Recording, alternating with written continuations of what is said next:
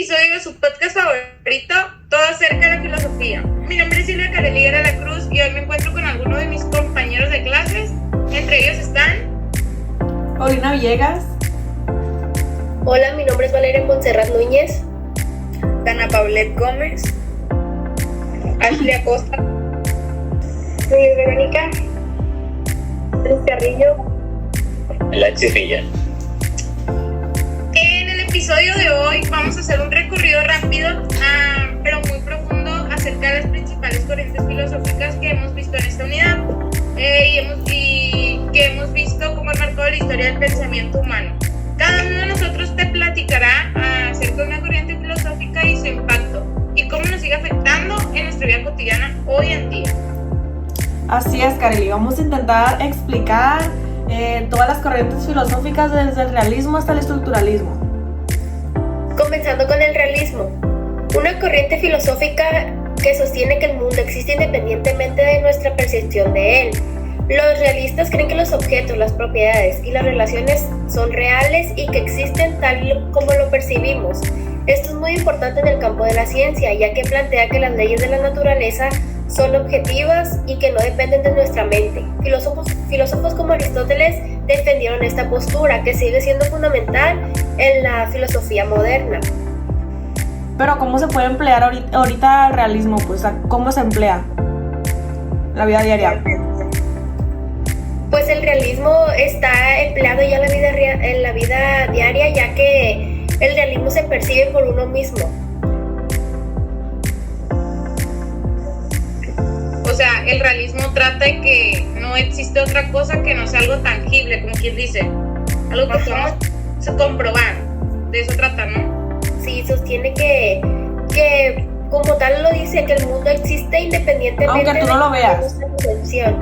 Por ejemplo, si yo dejo algo en la mesa, en el comedor, aunque yo no lo vea, existe, pues. Ajá, sí. Wow. El realismo no nos deja creer en los espíritus chocarreros.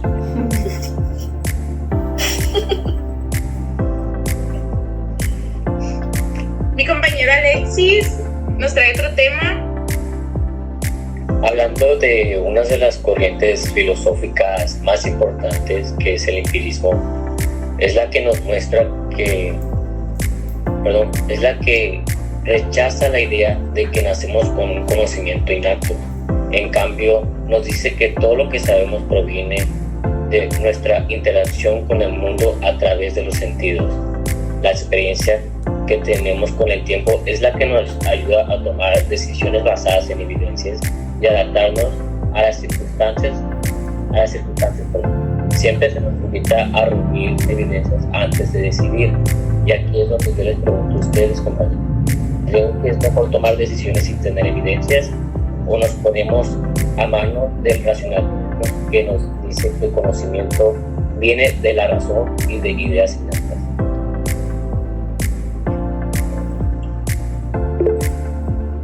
Pues yo supongo que hoy en día la mayoría de las personas toman decisiones sin tener, sin tener evidencia. Pero hablar no por hablar, ser pues. así, ¿saben? No debería ser así porque pues muchas veces nos dejamos llevar por el momento en vez de pensar lo que hay detrás.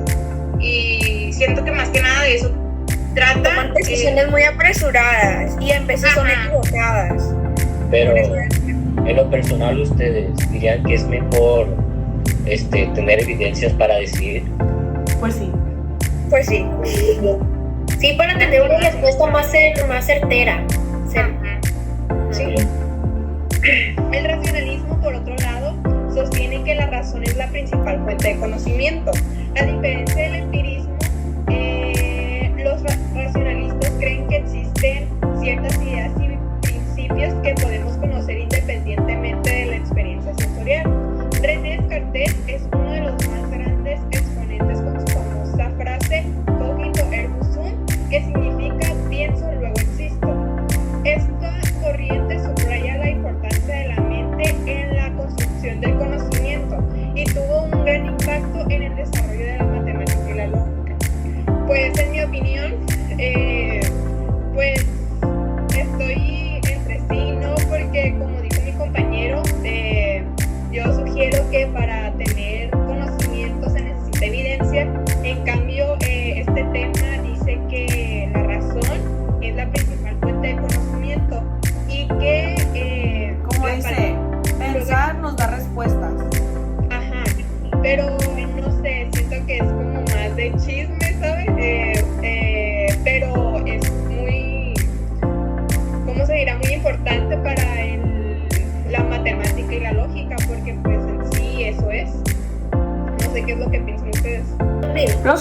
que hablaron sobre el racionalismo eran Platón, René Descartes, no sé si tienen otro. San Agustín también, ¿no? También está Baruch Spinoza y de nombre más largo, Gottfried Wilhelm Leibniz.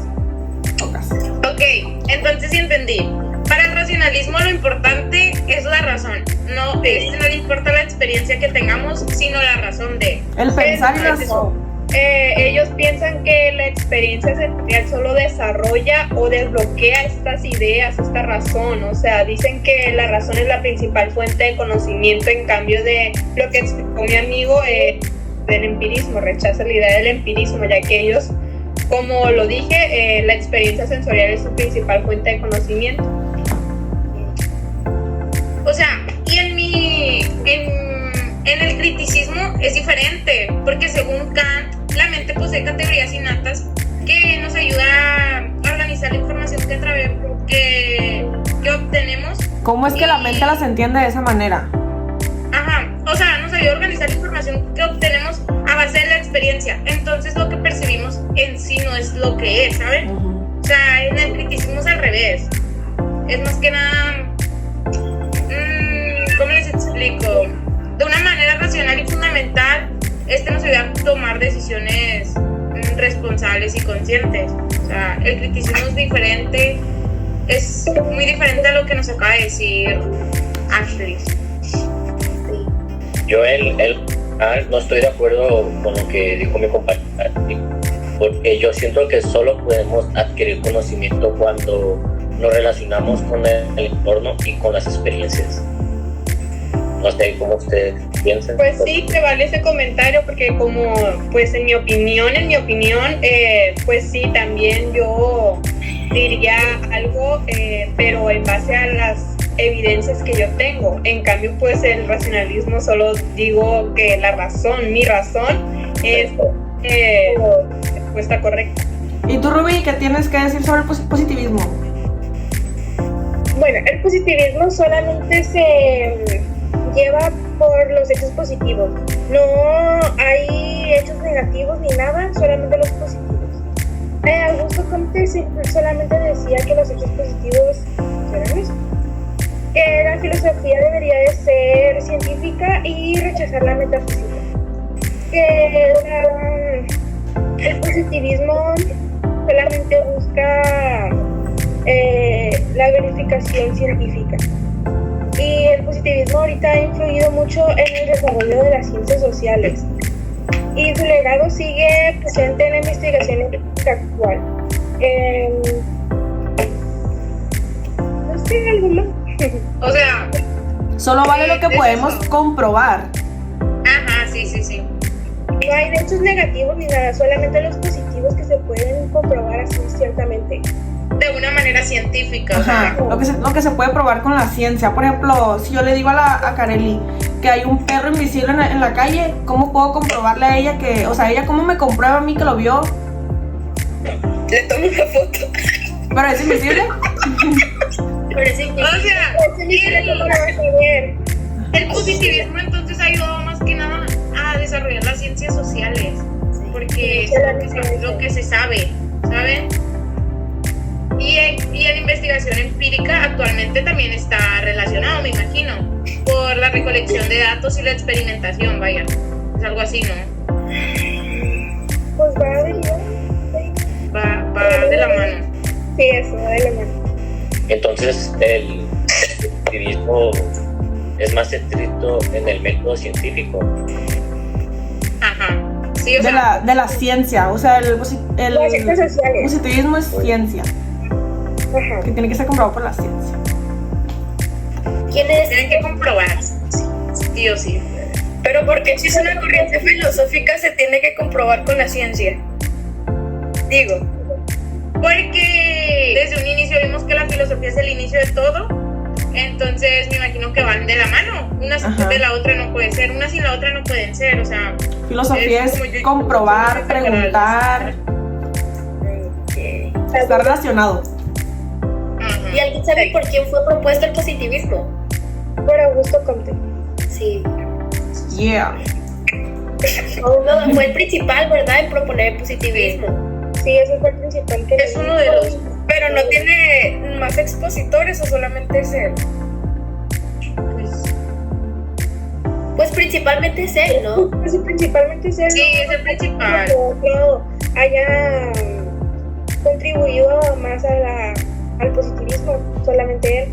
Me imagino que si nos adentramos a la historia vamos a encontrar más, pero por encima es él. ¿Y sobre el marxismo? Pues el marxismo, basados en las ideas de Karl Marx, propone una interpretación materialista de la historia y la sociedad. Marx argumentaba que la historia de la humanidad es la historia de la lucha de clases, porque Marx dice que la sociedad está dividida entre clases sociales. La clase dominante burguesía explota a la clase proletariado. Y que el conflicto entre los proletariados y los capitalistas lleva a la transformación social. El marxismo también pone un énfasis en las condiciones materiales y económicas que determinan la ideología y las relaciones sociales. Esta corriente ha tenido un gran impacto en la política y la economía, especialmente en el siglo XX. No sé si tengan algo que agregar. O sea que el marxismo da a entender que no tiene que haber clases sociales, todos tenemos que tener lo mismo, que no exista. Pues Karl Marx argumenta que la sociedad está dividida entre clases sociales y que la lucha entre estas clases es el motor de la historia. Aparte, uno de los temas importantes que viene en el marxismo es la plusvalía, que en esta es el valor creado por el trabajador que no se le paga. Entonces sí es muy de gran impacto en este año, en 2 años, en el siglo XX, ya que pues existe la sobreexplotación laboral y así. O sea, el marxismo es como tipo Cuba, como viven en Cuba. Ajá, pues es el capitalismo. O sea, por eso, o sea, que no tiene que haber clases sociales, que todos tenemos que tener lo mismo. Sí, porque también otra de sus características es la revolución proletaria, que en el que Marx dice que la única forma de superar el capitalismo es a través de una revolución proletaria, en la que la clase trabajadora establece una sociedad socialista. Yo siento que esto lo podemos ver al momento de ver en la actualidad cómo es que ciertos grupos sociales adquieren más beneficios que otros. No sé si alguien esté de acuerdo o tenga un pensamiento diferente. Estoy de acuerdo, creo que ese problema en aquel tiempo se sigue viendo aún por empresas que le dan trabajo y los explotan mucho. Y también la desigualdad literal en toda la sociedad por ser más ricos que otros, entonces sí siento que todavía es muy importante en la actualidad. O sea, que según esta teoría, las relaciones de producción capitalista generan una explotación y desigualdad, y es lo que nos llevaría a lo que había dicho Ashley, una revolución proletaria, ¿sí, no? Sí. Que lo que busca más que nada es una sociedad sin clases y sin propiedad privada, que es lo que se ve en esta corriente filosófica. Bueno, yo les voy a explicar sobre la hermenéutica. La hermenéutica es un método de investigación que se basa en la interpretación de textos. ¿Cómo es que las personas interpretamos los textos? Porque cada quien interpretamos distinto. Por ejemplo, si yo estoy leyendo un libro junto con Alexis, yo entiendo la lectura de una manera y Alexis entiende la lectura de otra manera. Entonces la hermenéutica se trata de ponerse en el lugar del autor, como si nosotros mismos fuéramos los que escribieron el libro, pues. ¿Entienden? O sea, pero ¿qué pasa cuando dos tienen la misma percepción? O sea, mira, por ejemplo, otro ejemplo es, por ejemplo, yo estoy peleando contigo por teléfono y estamos discutiendo y te digo de que ¿qué tienes? Nada.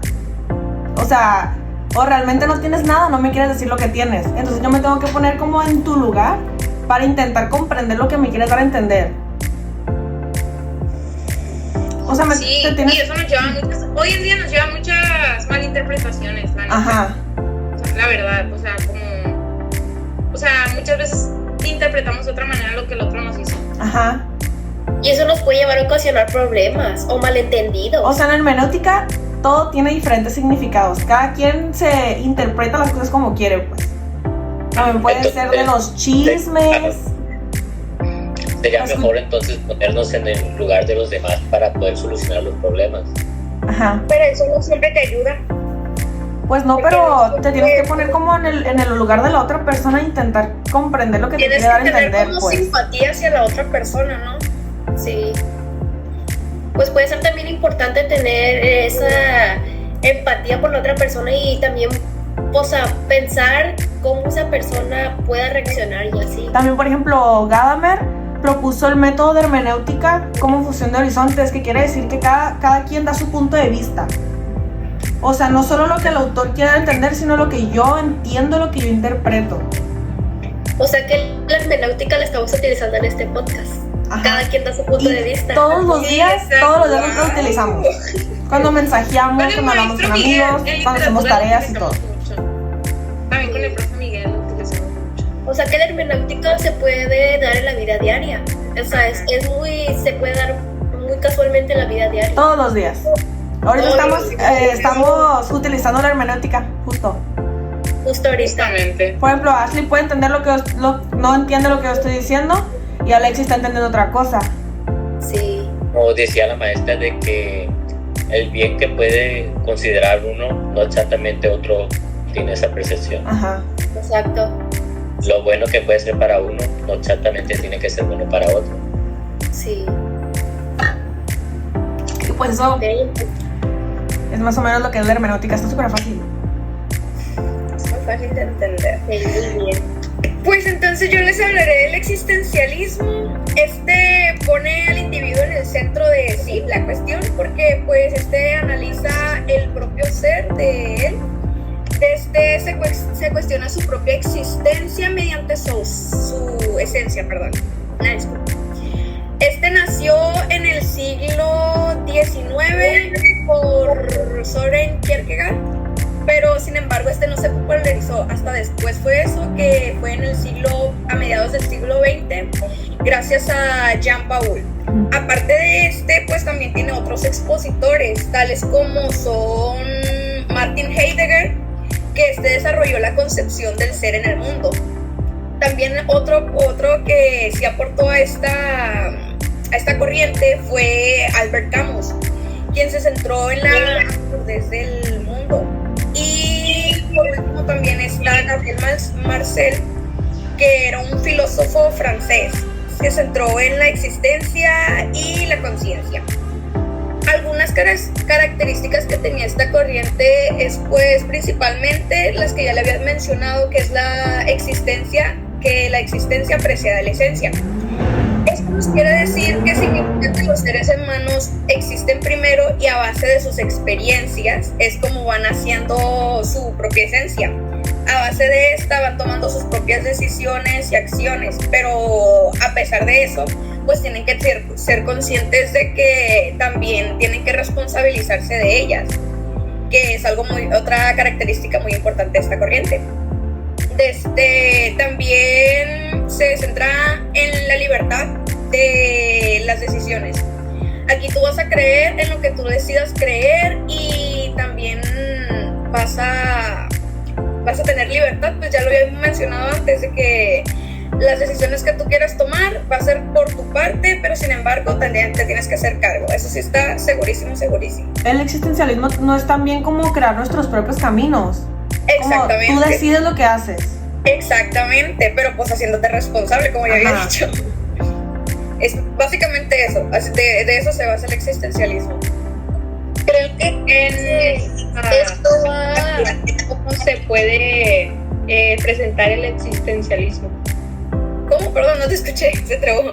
Que si cómo en la actualidad podemos presentar el existencialismo. Pues esto se puede aplicar en la vida diaria mediante la toma de decisiones en sí, las decisiones que tú tomes en tu vida diaria, que forman parte de tu ser, pues es básicamente eso, así. Son las decisiones que tomas, pues. Sí. Esto se va dando a cómo vamos creciendo en las situaciones que se nos van presentando. a como, por ejemplo, al tomar una decisión en base a nuestro racionamiento y también en ir formando nuestra identidad. Así es, básicamente eso es. Pues nos enseña a ser libres, no, pero tomando las cosas con medida y siendo racionales de nuestras acciones. Pensando en nuestras propias acciones, pues. Sí, Sí. muy bien. Por otro lado, la corriente filosófica del pragmatismo se centra más en la práctica y eficacia que en la teoría, ya que esta se fue fundada por 3 filósofos que fue Charles Sanders Peirce, William James y John Dewey. El primer filósofo creía que la doctrina de la verdad se mide más por su capacidad para ser útil en alguna práctica. En cambio, el segundo definió así el pragmatismo como alguna metodología para evaluar la verdad de alguna idea o de alguna teoría. Y el último filósofo era más que él creía que la experiencia era la base de todo conocimiento y que en sí ahorita la educación debería enfocarse más en eso, en la experiencia, que en los conocimientos abstractos. Y esto lo podemos ver más en cómo vamos creciendo, vamos teniendo más experiencia. Y al tener conocimiento abstracto no siempre aprendemos y se puede aprender mucho más sobre la experiencia y lo que vas viviendo.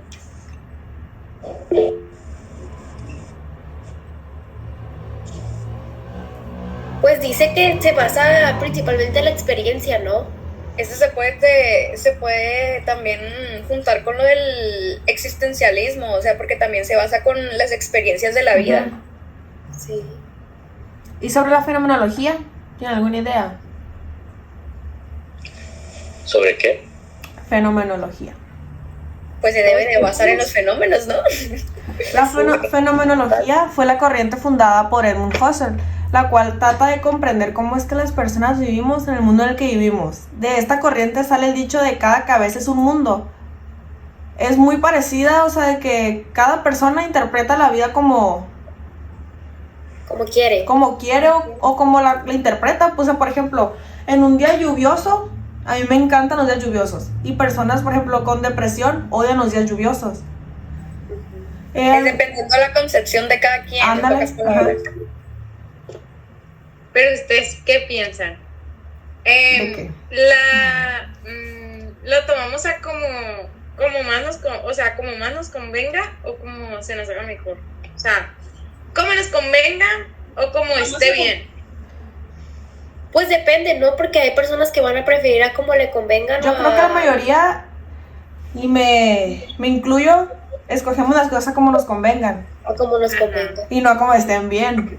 Es como cuando cuentas algo y realmente lo cuentas a como te conviene, bueno, vaya, donde quedas bien tú y así. Igual creo que depende de la situación, ¿no? Que alguna situación queremos que nosotros a lo mejor quedemos mejor y lo hacemos a como nos convenga. Ajá. Y en algunas situaciones queremos como lo mejor, puede decir, y lo hacemos, o sea, como nosotros creamos que es mejor para nosotros, pues. Pero creo que igual se relacionan en forma de que pues queremos lo mejor para nosotros y es a como nos convenga. También hay unos fenómenos que se estudian a base de la fenomenología. Son, por ejemplo, el dolor físico. O sea, por ejemplo, un dolor súper mortal para mí que no aguanto es el dolor de cabeza. O sea, lo detesto. Por ejemplo, para Rubí, el peor dolor para ella es el dolor de muela, no sé. Otro fenómeno es el enamoramiento. Cuando tenemos pareja, probablemente mi novio no sienta lo mismo que yo siento. O sea, por ejemplo, yo siento más que él y así. Se trata la fenomenología se trata nada más de cómo es que las personas percibimos, cada quien. Entonces aquí participa mucho el hecho de ver cómo los demás piensan y su propia perspectiva, para poder comprenderlas. Sí, ¿verdad? Si nos damos cuenta, la mayoría de las corrientes filosóficas se relacionan muchísimo. Y se relacionan literal, mucho. es casi todo lo mismo, creo que excepto una que es, creo que el criticismo. que se basa a base de la ciencia. Lo demás, esa como lo percibe, esa como quiere. Ajá, como lo percibes y como lo ves de tu manera. Ujú. Sí. Bueno, también, y por último, finalmente el estructuralismo. Pues el estructuralismo trata de entender cómo las cosas están organizadas y cómo las partes de algo trabajan juntas para formarlo. Piensen en un rompecabezas. Bueno, y finalmente el estructuralismo. El estructuralismo es la corriente filosófica que destacó en áreas como la lingüística y la filosofía. Este trata de entender cómo las cosas están organizadas y cómo las partes de algo trabajan juntas para formarlo. Piensen en un rompecabezas. En el rompecabezas cada parte tiene un lugar especial y solo formándolas se puede formar la imagen. También el estructuralismo dice en el lenguaje que las palabras no tienen un significado por sí solas, sino que su significado se da a través de cómo se relacionan unas con otras. Michel Foucault, que fue uno de los principales pensadores en utilizar las ideas estructuralistas, dice que las utilizó para analizar canales institucionales como la medicina y el estudio para saber cómo están organizadas el poder y el conocimiento. Eso es el estructuralismo. Vaya. O sea, nosotros estamos utilizando el estructuralismo para relacionar las ideas filosóficas. Sí son ideas filosóficas, ¿verdad? Corrientes filosóficas. Las corrientes filosóficas unas con otras y así llegar al resultado de todas. O sea, como recabar información de partecitas y crear una sola. Ajá, sí. Como buscar información en varias fuentes Para llegar a una sola conclusión, a un solo significado, definición. Sí. Unirlas todas. Sí, Cada persona tenemos nuestro lugar en la vida. Igual creo que todas las corrientes filosóficas nos han ayudado y han ayudado anteriormente al desarrollo de nuestro pensamiento, del pensamiento humano. Y estas nos ayudan aún en los problemas actuales, como en este caso el marxismo, que aún siguen existiendo esos problemas. Ajá. Y nos han ido ayudando a buscar soluciones desde un punto de vista más profundo. Sí, las corrientes filosóficas siento yo que son muy dadas en la vida cotidiana porque se muestran muy en día. El marxismo también, creo que fue la que dijiste poniendo la hermenéutica. Sí, la hermenéutica también se da mucho, el racionalismo. Siento que todas se usan en la vida cotidiana. Sí, Todas. En todo. Y a veces sin darnos cuenta. Ajá. Simplemente las decimos o hacemos. Sí, pues creo que no queda más que decir, lo comprendimos de una buena manera, lo explicamos como nosotros creíamos y pues con esto concluimos nuestro recorrido por estas fascinantes corrientes filosóficas. Tenemos desde el realismo hasta el estructuralismo. Hemos visto cada corriente filosófica y cómo contribuyen y nos han ayudado a entender el mundo. Y cómo es que la filosofía es una herramienta para cuestionar y entender mejor el mundo, nuestro entorno. Ajá. Y cómo es que actuamos en la sociedad hoy en día. Pues de mi parte es todo. No sé ustedes tienen algo más que agregar. Igualmente. De mi parte Creo que también. estaba muy bien este podcast, este episodio. Ajá. Sí, es un episodio muy Interesante. muy interesante, vaya. Puede sonar aburrido, Pero está cool. Está cool. Ya que te profundices en esto, está todo que ver. Entonces nos vemos en el siguiente episodio con todo acerca de la filosofía. Bye. Bye.